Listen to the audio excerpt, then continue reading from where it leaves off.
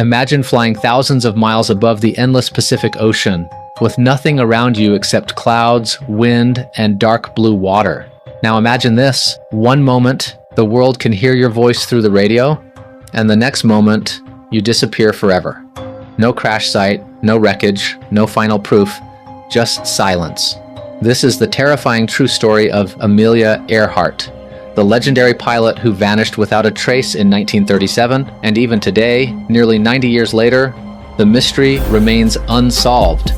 Part 1. The Fearless Pilot. During the 1930s, flying an airplane was considered extremely dangerous, but Amelia Earhart was different. She loved adventure, she loved the sky, and she wanted to prove that women could achieve anything.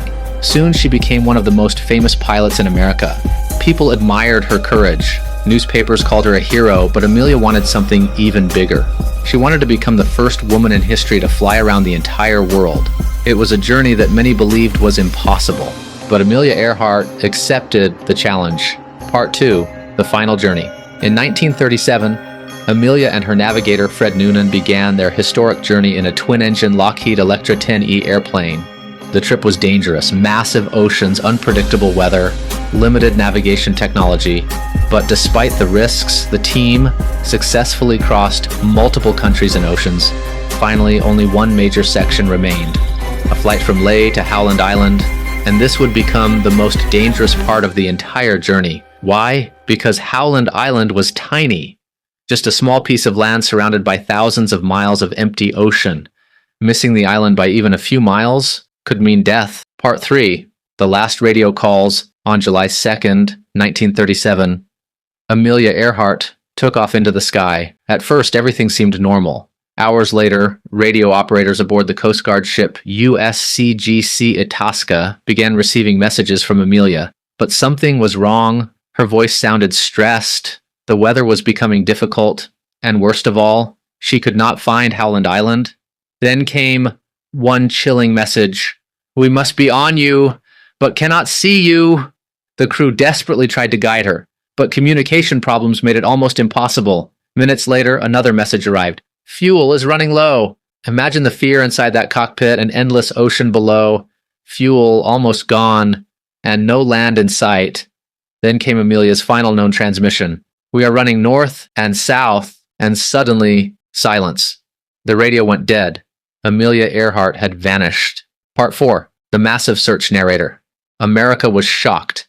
The U.S. government immediately launched a massive rescue mission. Ships searched the Pacific Ocean for days. Aircraft scanned thousands of miles from the sky.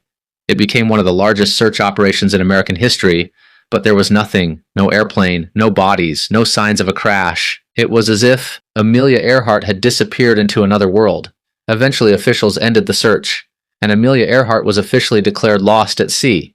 But people refused to accept the mystery, and over the years, many theories began to appear. Part 5. Theories and Mystery. Some experts believe Amelia simply ran out of fuel and crashed into the Pacific Ocean.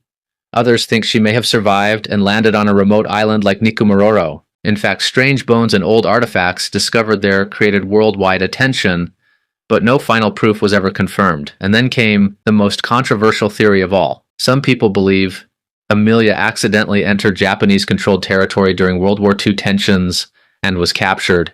Even today, historians still argue about what truly happened.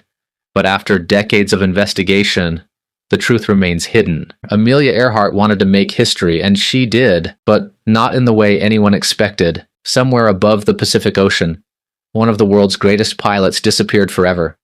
No answers, no goodbye, just mystery. And perhaps the ocean is still hiding the secret even today.